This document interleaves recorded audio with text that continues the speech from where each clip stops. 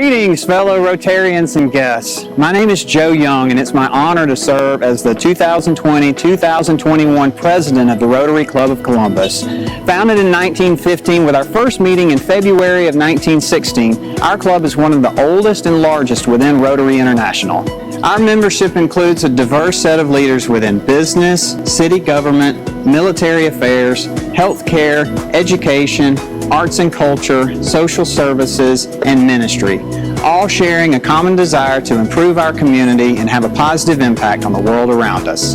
We started this Rotary year in the middle of the worst healthcare crisis that the world has seen in over 100 years. The COVID-19 pandemic has dramatically changed the way we live, work, and interact with each other. We've experienced global economic and educational hardship coupled with ongoing political division and social injustice. The world needs Rotary and the ideals that we represent now more than ever. And while these are extremely difficult challenges to overcome, Rotary remains well positioned to be part of the solution. Following the suspension of in-person Rotary meetings for many months, it is so nice for our club to once again have the opportunity to gather in person here at the Trade Center. For those of you that have not yet returned to our in-person lunch meetings, please know that we are saving you a seat and look forward to having you join us again soon. On behalf of my wife Vicki and our daughters Katie and Lynn, I want to thank you for all that you are doing to make our community a better place to live. It's my pleasure to serve alongside you. Now let's get to work.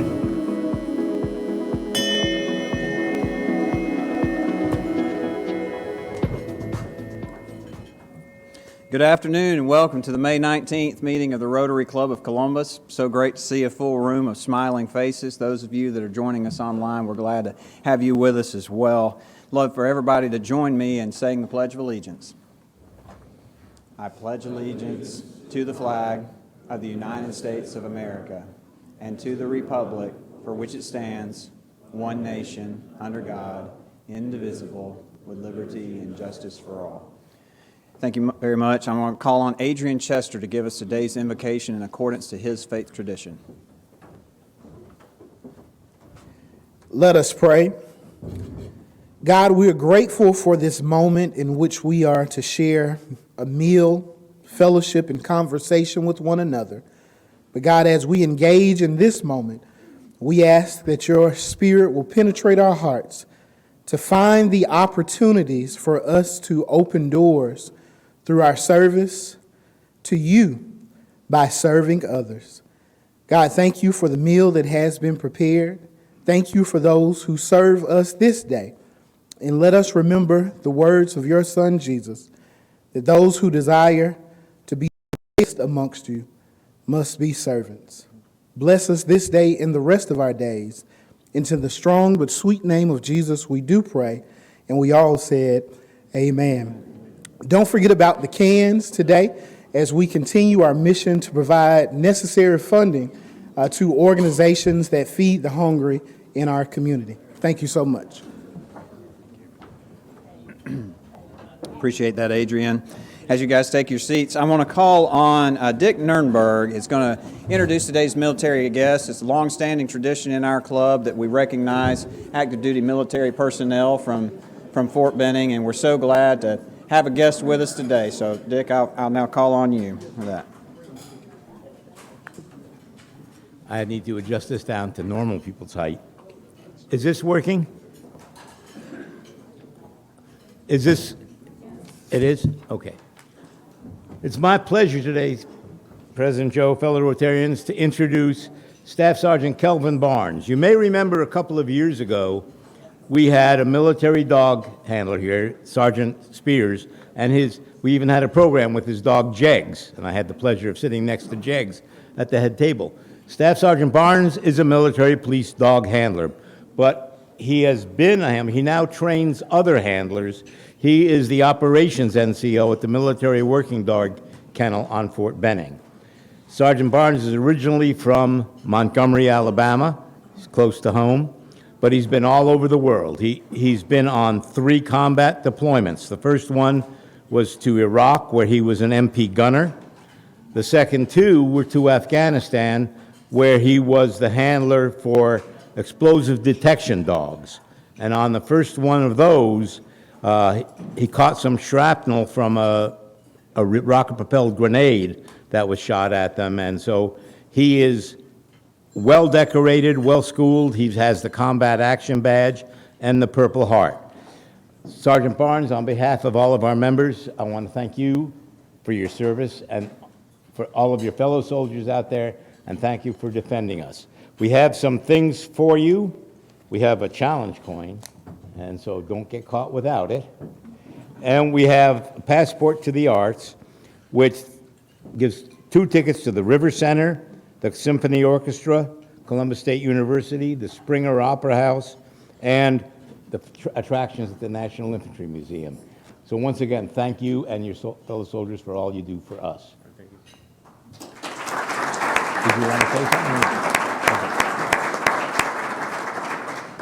I just want to say thanks for having me on to Mr. Dick for allowing us soldiers to come in here and put us on some platform. And again, thank you.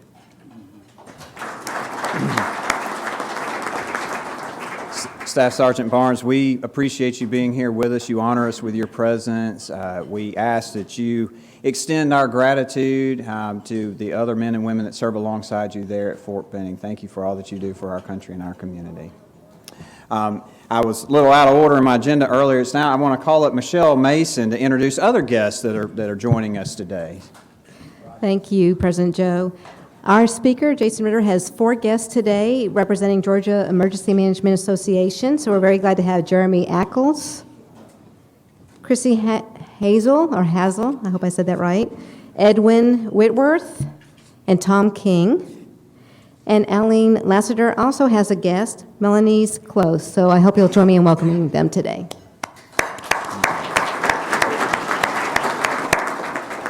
Thank you guys so much for joining us. We're so glad to have all of you here. It's now my pleasure to call on Past-president Michael Silverstein to introduce some new Paul Harris Fellows that we have within our club. Michael? Thank you, President Joe, and it definitely gives me a great deal of pleasure as your Rotary Foundation Chair to be here today. We as Rotarians fully understand service above self and the concept of deeds of loving kindness. And today is especially reflective of everything that we stand for as Rotarians, because one of our own members, through their generosity to the Rotary Foundation in this year's annual fund, made an anonymous gift to make today possible. And not only will we be recognizing 3 individuals today as our newest Paul Harris Fellows, but we're going to have the opportunity to recognize 3 additional new Paul Harris Fellows over the next several weeks due to our fellow Rotarians' extreme generosity. It's now my pleasure to call up Donna Morgan, Carol Ridley, and Eric Thomas to receive their Paul Harris Fellows certificates and pins. And when I made each of today's recipients aware of this special honor in being made a Paul Harris Fellow, they join a remarkable group of people throughout the world, all recognized for their commitment to service above self.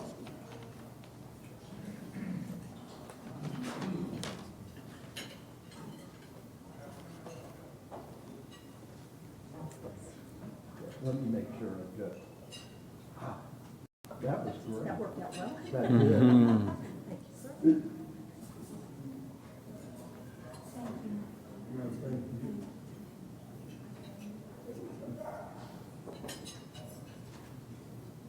Please join me in welcoming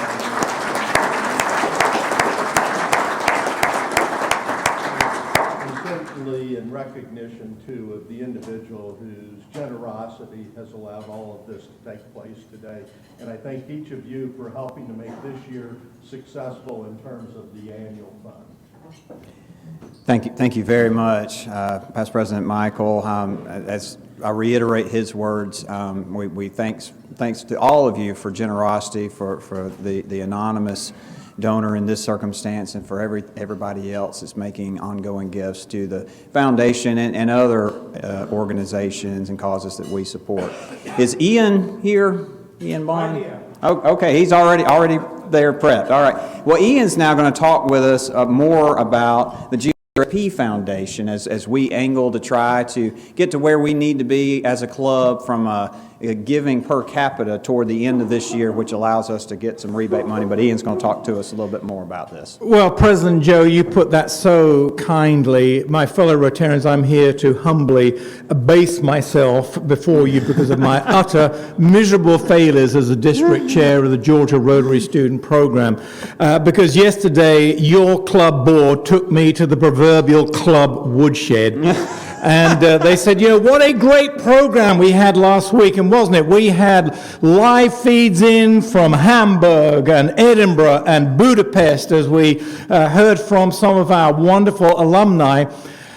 And your board pointed out to me yesterday, and you did not finish on asking for some donations for the GRSP Foundation.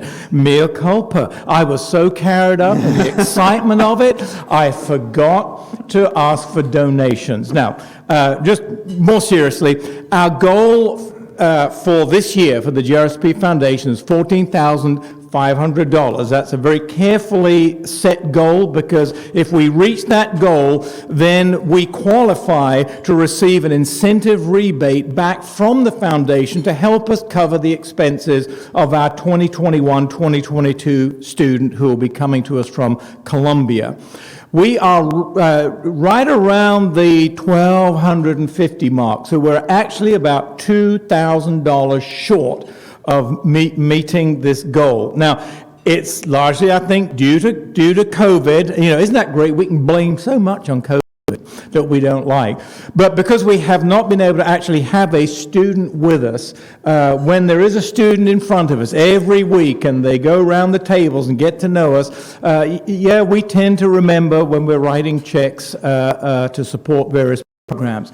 So I'm just saying, if you got a few dollars lying around that you would like to put into the GRSP Foundation, please do. We need to reach this goal by midnight on June 30th to get it in this Rotary year. You know what? We just need, 20 Rotarians to give $100, and we can blow past that target. In fact, Julie, will you put me down for the first $100, add it to my next quarterly bill? So I've started the ball rolling. Thank you. All right.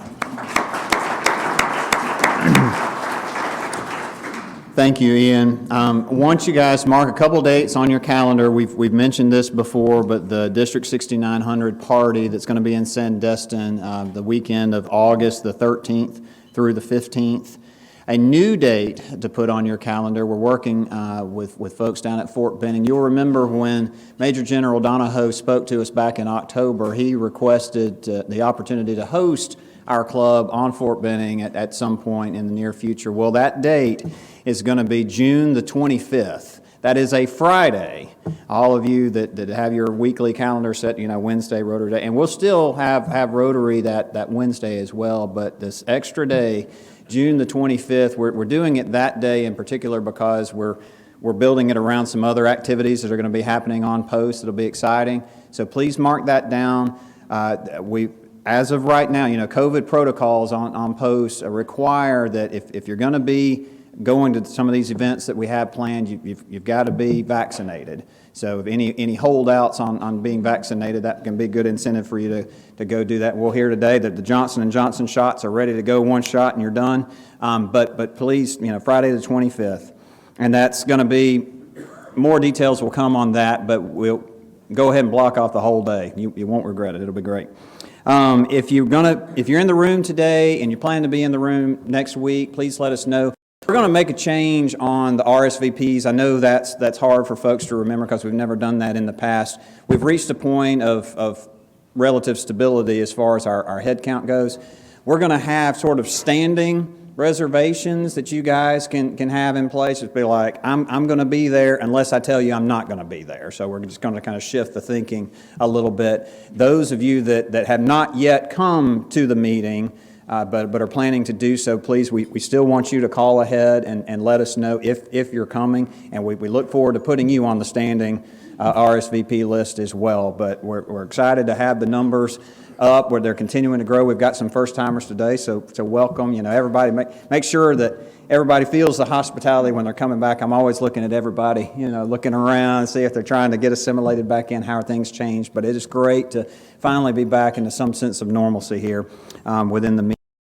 One other announcement, Ralph Puckett is scheduled to receive the Medal of Honor this Friday at 1 p.m. From President Biden at a White House ceremony. More details will be made available on that as far as like how to watch it. I'd heard from Dave Hart with WRBL. They're going to live stream the event, and there's going to be some additional footage. Phil Scoggins and Chuck Williams are up in D.C. right now covering the event. I think there's going to be a press conference tomorrow that'll give some more information as far as the timing. But as of right now, subject to change, of course, but Friday at 1 p.m., we all definitely need to show our support of Ralph for this incredible accomplishment. And there will be a local event to more fully celebrate this honor and recognition for him at some point in the future, and we'll continue to keep you guys posted on that as well. Head table today, we've got Adrian Chester that brought us the invocation, and I'm going to call on past president of the Rotaract Club, Jeremy Ackles, to introduce today's speaker.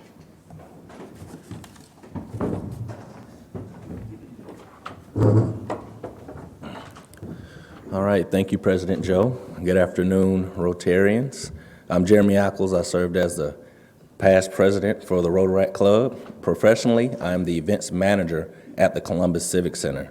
So about 13 weeks ago, we got the call that Georgia Emergency Management Agency was willing to come down here and operate a vaccination site for us in our community. So we took that call, and it was an honor for them to come down here. And since then, we've worked diligently together to ensure the logistics, the safety, and the efficiency of that vaccination site. And Jima has really opened up my eyes to the difference between a coworker, a team member, and a true work family. So I've really gotten that experience from them, and it's been a rewarding experience working with them. So without any further ado, I'd like to introduce the GEMA Site Director, Jason Ritter. Thank you.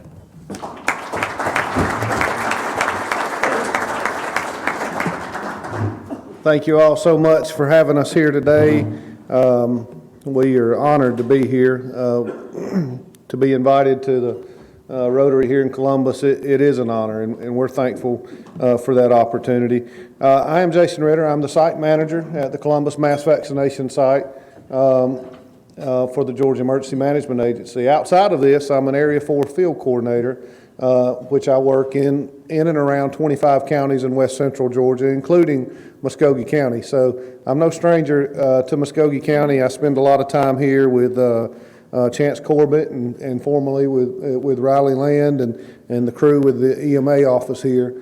And so I appreciate the opportunity to be here. I have some coworkers with me today who help me day to day because I'm the one who's on TV, and I'm the one who's answering the questions, and I'm the one who gets in trouble. And but I couldn't do anything I do without these guys. And so Edwin Whitworth is my deputy site manager.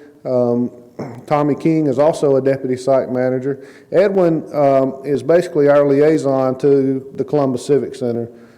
Anything that we need to do to work with Jeremy and Rob and those guys, Edwin kind of facilitates that and handles that. Tommy is also a captain in the U.S. Army Reserve, and so Tommy helps us as a liaison with the National Guard and things they're doing, and just basically everything else we call on Tommy. And then Cassie Hazel is our external affairs specialist. She's the one who tells me what I can and can't say when there's a microphone in my face. So, and she keeps me out of trouble, and I keep her on her toes all the time. So, but we're so thankful to be here to share with you some of the work that we're doing down at the Civic Center. As you all know, we began operations on March 17th was the day we began our operations there, and it started weeks before that. If you could go to the next slide for me, thank you. It started a couple weeks before that with planning. We started a mass vaccination center in Macon, Georgia, where I was the site manager there, operated for 3 weeks, and then we came to Columbus, flew in, landed in the parking lot, met with Jeremy and Rob and Brian Giffen and Chance and all those guys, and said, here's what we want to do. And it was like a week later, we had a new city there at the Civic Center. It seemed like our goal, day one, March 17th, shots in arms, no questions asked. We were going to be doing that on March 17th, regardless of any other situation that may come our way. And it was obvious at the time. It seems like such a long time ago, but it wasn't that long ago. Vaccine was not available. And so our goal from our director, Chris Stallings, through the conduit of the governor's office, was all the people in Columbus, and not just Columbus, but the Chattahoochee Valley, surrounding counties, people that work here, people that go to school here. We wanted to get shots in arms. We wanted to get vaccination available for you guys and for the people around here. We opened our site with 49 soldiers from the U.S. Army National Guard from all over the state of Georgia. These guys came in. Captain Jordan Beck is our OIC there, who is a resident of Columbus. It just so happens to be that way. But those guys are here to help us. And then we started with 28 nurses. They are contract nurses, and so they come from all over the country. We do have quite a few that work here in Columbus, live here in Columbus, and so that's always a good thing. We like to have the local people here who know the ins and outs of the needs and the individual situations that may come about. And so we're thankful to have had that help. We partnered with a company called MLU out of Athens, Georgia, to help us with our logistics base camps, all these tents and barrels and all of that stuff. They help us with that. And so at the time we opened, our goal on March 17th was to be able to administer 1,080 shots per day. Which seemed impossible to me until day one in Macon, my day one there. We done it, and we done it the next day and the next day and the next day, and so we were ready. By the time we got to Columbus, we were ready to do that. And on day one, we administered 792 shots. We administered those to people who had appointments and to some who may not have. But again, that was our goal. We had no other motive there, no other desire, but to get shots in arms of those people who needed that. And from day one, because this is a question I get asked a lot, but from day one, from the beginning of everything that's been done in the state at all 9 sites, from then until the end of operations, whenever we're done with this, all of the money and resources it takes to do this is fully reimbursable by the Federal Emergency Management Agency. And so that's just a question we get asked a lot. Who's paying for this? And so, well, I mean, at the end of the day, we're all paying for it, but it is funneled through FEMA down to us. So next slide, please. Thank you. So according to the Georgia Department of Public Health dashboard that's online, on March the 16th, which was the day before the site opened, and this graph is here, you may or may not can see it well, but 11.6% of Muskogee County residents had received at least one dose of the COVID-19 vaccine. So as of May the 16th, that number had doubled to 25.8%. That's a pretty big feat in and of itself. A lot of people say, well, only 25%, that's a big deal in a short period of time. And with all the work that private businesses, retail shops that offer this, or other local public agencies like the Columbus Public Health Office who offer this vaccine, all of those things have increased availability. Have increased options for people to go. The Department of Public Health has been out to churches and in areas of the community that people can't travel well, and they've been given shots as well. And so when you see that number, we're definitely not taking credit for that percentage rising like it has. We can't there's no way we could take credit for that. But the mass vaccination site at the Civic Center, it was meant to be an outlet to people. It was meant to be an outlet to people to receive the vaccine in a way that was more consistent, to where you could go, you could make an appointment for 3 weeks from now and we'd still be there. And so our goal was to catch up to the demand that was here, because there was a demand here that wasn't being met. I've talked to people, some people in the room today, who said, we were so glad to see you guys come because we've been wanting the vaccine, wanting it, couldn't find it. And so it was available that way. So we can say now with extreme confidence that that vaccine is more readily available here in Columbus. Vaccine is more readily available in the state and in the country than when it was just 13 weeks ago. And so that's a big deal. It's a big deal to go from a mindset of, oh my goodness, are we going to find a vaccine, to, oh yeah, you can go down there and be in and out in 20 minutes. No big deal. And so that's kind of a big deal when we're looking at the mindset of our citizens here in Columbus. So on the next slide, please, as of yesterday, we have administered 33,400 doses of vaccine at the Civic Center, which is it's not as much as we could have done, but it's still a great deal.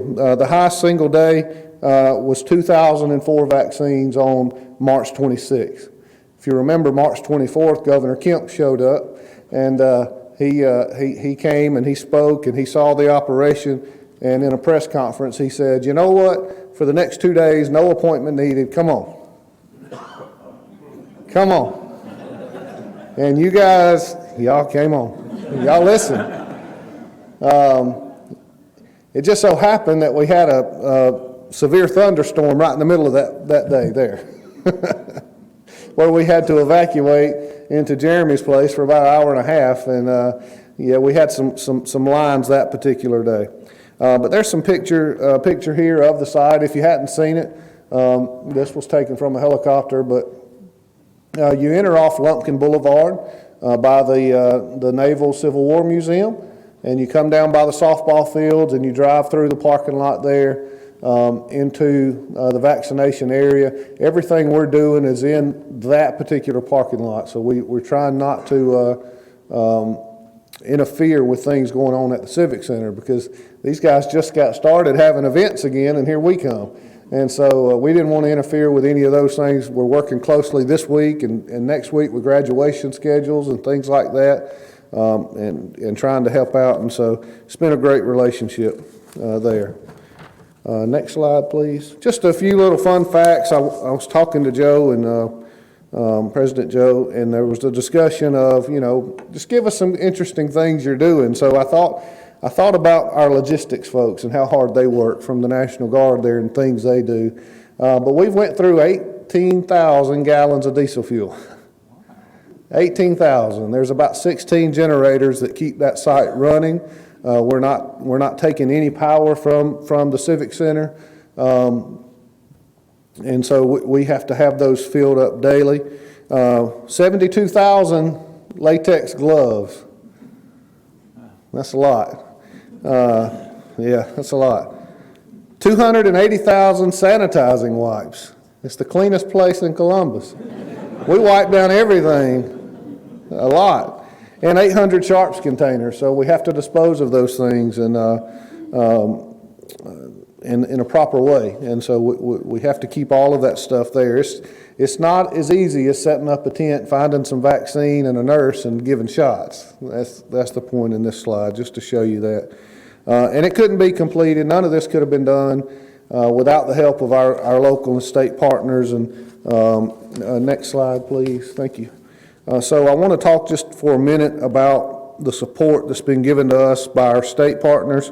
None of this would be possible. Again, Jima, our name is on this, and our name is tied to this, whether it goes good or bad.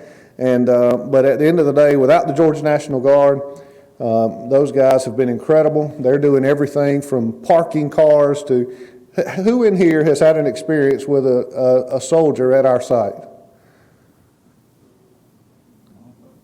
Yeah. Was it a good experience? Was it a Chick-fil-A experience? Yeah, it was. I hope if it wasn't, let Tommy know, and it will be next time. Make sure of that. Our guys have stepped up. Every day we have a briefing at 7:30. The mayor comes down, Jeremy will come over, just anybody will show up and just want to see what's going on and want to help us. And we have a briefing every morning, and we don't let those guys leave without knowing that, hey, you're here for a purpose. You're here for the greater good of the people. It may not be the people of your hometown, but it's the people of somebody's hometown. And we go into that with a good attitude every single day. Georgia Department of Transportation, you can see, well, you saw on the last slide all of those cones and barrels, and they come in and helped us do improvements to the Civic Center to make it work for what we were doing, and they're still there helping us every day. All those message boards, or most of them, some of them actually belong to the City of Columbus, but most of them belong to GDOT. They've been helping us. Georgia Department of Public Health, we couldn't do it without them. There's a warehouse in North Atlanta that supplies us our vaccine and the other items that we need, and that's all managed by Public Health. We appreciate them. Georgia Forestry Commission, a lot of people think Georgia Foresters just cut trees all day, but they have flown us in helicopters all over the state to get us where we needed to be quickly, to help us get aerial pictures of sites before we open. They have done everything they could to help us. The Georgia Department of Public Safety, if you've been to our site, you've seen a state trooper there or a motor carrier compliance division officer there. DNR, Georgia Department of Natural Resources, you may have seen a game warden there. Vaccine on March the 16th was a highly sought asset. And our goal and our job was to protect that asset at all costs. So it's stored in a parking lot, so it's not the safest place. So we wanted to make sure we had that protected. But more importantly than that, we wanted to make sure our people are protected who are there working, busy with their backs to anything that may be happening. So those guys came in and helped us a good bit along with the GBI. So thankful for the help of our state partners. Our local partners, on that next slide, sir, thank you. We could not have done this without the City of Columbus. Mayor Skip Henderson, from day one, has said, here I am, what do you need? Him and his staff, if I go naming names, I'll miss somebody, but his whole staff has been instrumental in helping us, and Chance Corbett with EMA, and the fire chief, and all those guys, Chief Scarpa, have helped us tremendously. You see a picture here. This was our, which number was this? This picture, 10,000. This was our 10,000th shot. We were excited about that. All the sites celebrated their 10,000th shot, but the mayor of Columbus actually got to deliver that shot to that citizen there who received that shot. So he was happy to. He did not administer the shot. He wanted to, but I wouldn't let him. If he was here, he'd throw something at me by now. But Mayor Henderson has been great to work with. So thankful for them. Rob Landers and Jeremy and Brian Giffen, and man, I could go all the way down to the security guards. We could not have done this without the Civic Center. There's not a better place in the city of Columbus for us to have hosted this than at the Civic Center. These guys have been there for us, whatever the need was, whatever time of day it was, at any time, and they've helped us. And not only that, but it's important when Rob or Jeremy comes up to you and pats you on the back and says, hey, Edwin, you doing all right today, man? You look a little down. Is there anything I can do for you? That means a lot. It means a whole lot. And usually for Edwin, it involved a free corn dog at a hockey game or something, but yeah. But they took care of us, and they've taken care of us, and I think we've. I'll speak from this side of the relationship, but there's a relationship here that'll last for years to come. Sunbelt Rental, an important thing here is that to recognize is there's a lot of materials that are needed to run this site, and to have the help of the local community here and a commitment that's been put here to do this is just amazing. Sunbelt Rentals, located here in Columbus, we're real big on spending if we're going to spend federal money while we're taking up real estate in Muskogee County, then we just assume to spend the money in Muskogee County. And so Sunbelt Rentals, United Rentals, Fletcher Oil Company, Waste Management, all those groups have been there for us to help us tremendously.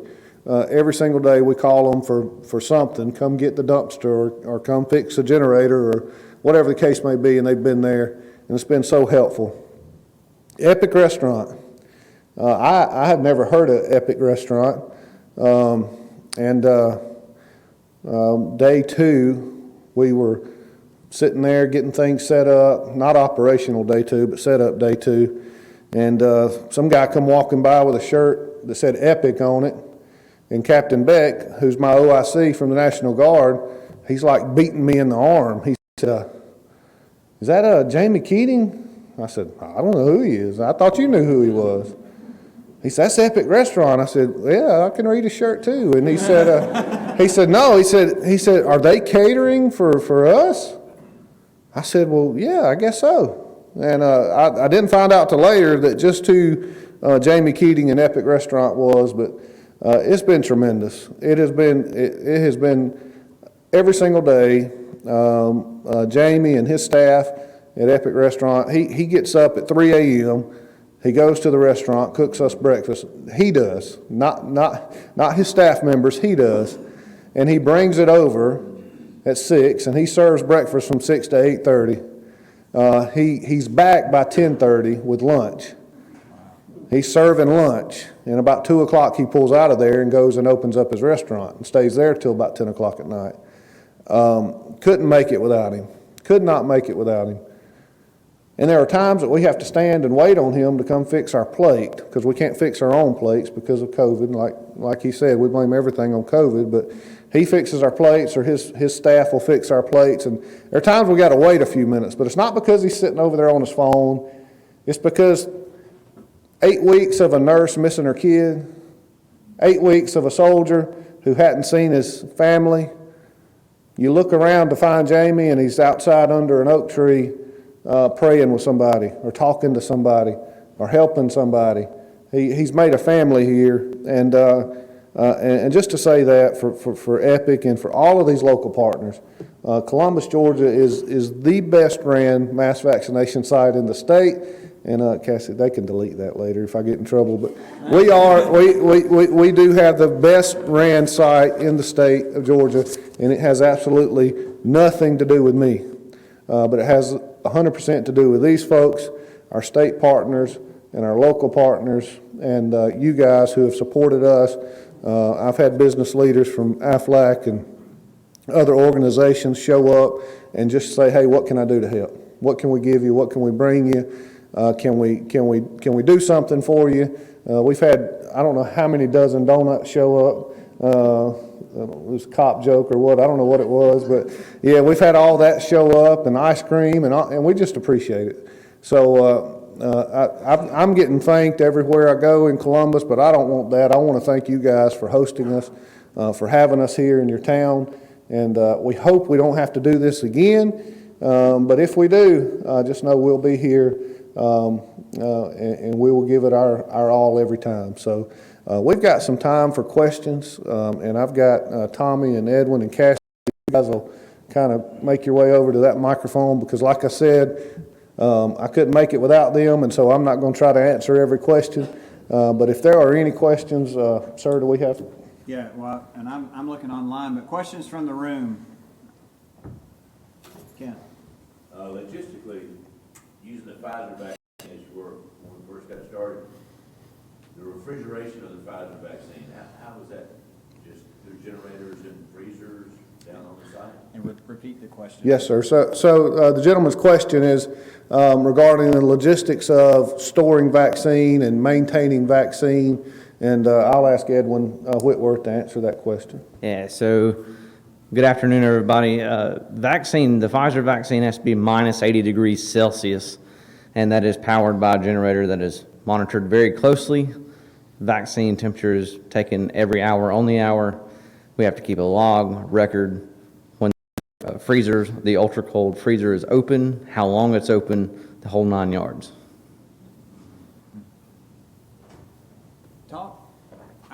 know you gave a timeline for, you guys kind of winding it down. I mean, I think that's important for this room to know as well, as far as timetable going forward. Yes, sir. Okay. So Friday, 5 p.m. will be our last shot administered. Of course, we'll stay, if the crowd show up, we'll stay till everybody's gone. It's not like we're going to shut the door.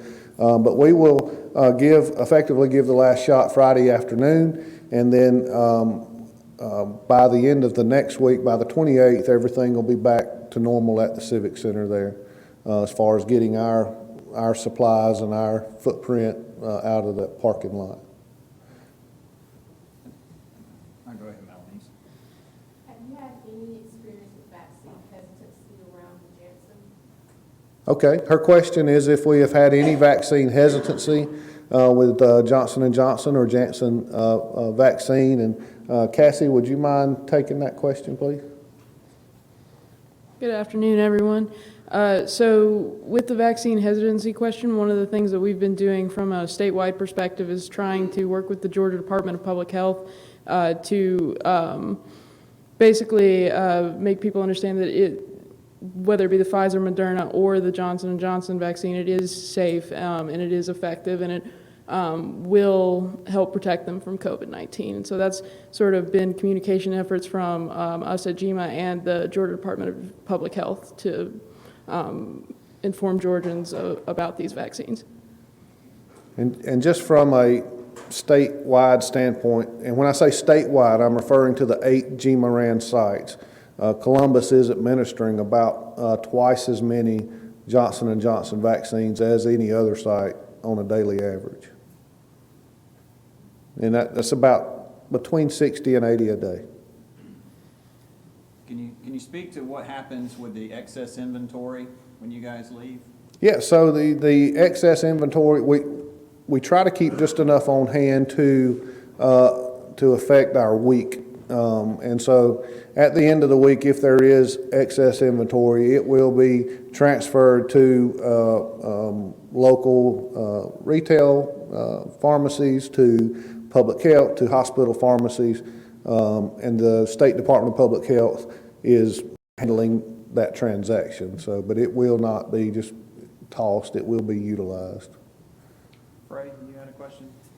What was your biggest, oh my gosh, I can't believe that just happened moment? Really? Yeah. You're going to need to repeat the question. Yeah, his question is, what is my biggest OMG moment? You want mine or you want Tommy's? I think I'll give you Tommy's. I might give you mine too.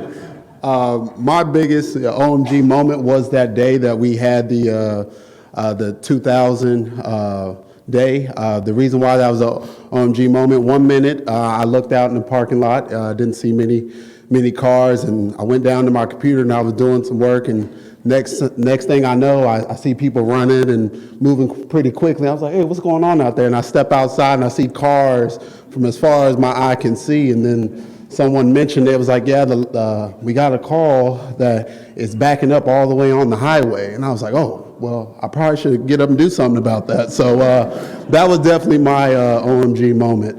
That was definitely a busy day and a long day for sure. Edwin, you got an OMG moment, or are you good? I'm good. Okay. I'll hold that. Sir? Now, you mentioned it, and I think if my number is correct, that Columbus is in excess of 25% vaccinated right now. When you guys leave on Friday, will Columbus still be able to, those that are still going to get vaccinated, do we still have the manpower, do we still have the provisional supply? Yeah, and so his question is the supply still here once we leave? Is vaccine available to those who want it once we are gone? And the answer is, let me first I want to clarify on your original comment, 25.8% have received at least their first dose. So that's where that number came from. But yeah, so right now, you can go to Sam's Club and get a COVID vaccine. You can go to Walgreens. You can go right up to the public health department and get that vaccine. And that was our goal. Our goal was to be here until vaccine was readily available, and it is readily available to our knowledge here in Columbus. to pick our own vaccine out of the three, or is whatever the nurse gives first? So at Columbus, at the Columbus Mass Vaccination Site where we're at, that's what I can speak for. We, historically, we've offered only the Pfizer vaccine, and then up to about 3 weeks ago, we finally got the clearance from the CDC to give Johnson & Johnson. And so, yes, when you pull into our footprint and you get on Lumpkin Boulevard, the first soldiers you meet, that's the question they ask you. They better say good afternoon or good morning, and then the next thing they say is, "Are you here for Pfizer or are you here for Johnson & Johnson?" And you get that choice. And if you got questions, we have clinical staff who can answer those questions to help you make that best decision. And so, yes, it's completely your choice. But, go ahead, comment. Now that Pfizer's been approved for children 12 and up, are you seeing more children coming through? Her question is, since Pfizer has been approved for 12 and up, are we seeing more children come through? I believe we would have seen more children come through, but our initiative, our objectives from the governor were to, we administered first dose vaccine up until our third week out mark. And so now we're currently only administering second dose Pfizer vaccine. So had that been approved while we were still doing first dose, I believe we would have seen that uptick. But we did see a fairly good amount of teenagers come through over the age of 16. We had about 8 days of operation where we were able to do that. Sort of a follow-up on that question, for those that have received the first of a 2-dose regimen, if they don't have to go to the same spot that they got the first dose, I'm guessing, right? So. Yes, sir. So his question is if you received the first dose, do you have to go to the same location? You don't have to go to the same location. Just for us, for accountability, it was best to only offer second doses after the first doses, that the time allotted there. And so even if you're scheduled for a second dose today or tomorrow or Friday and something comes up and you don't make it, you can still go to a retail establishment and get your second dose of Pfizer. We just encourage people to make sure that if you received a first dose of Pfizer, that you, wherever you go, is given a second dose of Pfizer. Hopefully the clinician will recognize it on your card if you're not there for Pfizer and make that change. But we do have people show up at our site wanting Moderna, our second dose of Moderna, and we don't offer that. So. Any other questions from the room? I don't see anything online. Okay, go ahead. Do you know how they're handling record keeping as far as replacement cards and things of that nature? His question is replacement cards. How are those records being maintained and the availability of that? Cassie, would you have any input on that? Yeah. So vaccination records are largely through the Georgia Department of Public Health. So we input the information at the sites, and it goes into their system, which is called GRITS, and they basically house all of that data. So if someone needed a replacement card or they needed their vaccination information, they would go through the Georgia Department of Public Health. Okay. Yes, sir. I'm just curious, when you have the first dose and the second dose, are those doses exactly the same? Okay, yes, sir. His question is, are the doses the same for first and second dose? That was my question too, because I didn't want to be responsible for giving the wrong dose, but they are exactly the same dose. Yes, sir. That's great. Any other questions? Well, thank you so much. Thank you, sir. Appreciate it. Thank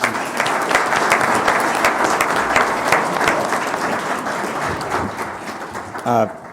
Great information. Thank you and your team for all you've done here in the community, all you continue to do here over the next several days as you're kind of winding things down. It's our custom as a club to recognize our speakers that come and talk with us by donating a children's book to the Columbus Public Library on their behalf. So we're happy to donate a book to be inscribed in your name and your team's name in recognition of your visit with us today. So we appreciate it so much. So great information. Those of you that are still wanting to get vaccinated and haven't yet had an opportunity to do so, they're available. I may have some follow-up questions with you as far as like storage of, you mentioned the warehouse north of Atlanta. I know nationally, I think Georgia ranks 47th or 48th as far as number of vaccines administered compared with number of vaccines received. And I'm wondering if there are going to be additional efforts where, maybe we're going to move away from mass vaccination sites and we're going into neighborhoods or schools or something else, and we may have a follow-up conversation with you later on. But I appreciate everybody being here in the room today. If you're going to be joining us next week, please do let us know. Everybody else, we're going to set up some standing reservations and let us know if you're not going to be here. But appreciate you guys so much. Go out, love others, serve others above yourself. Let's get to work.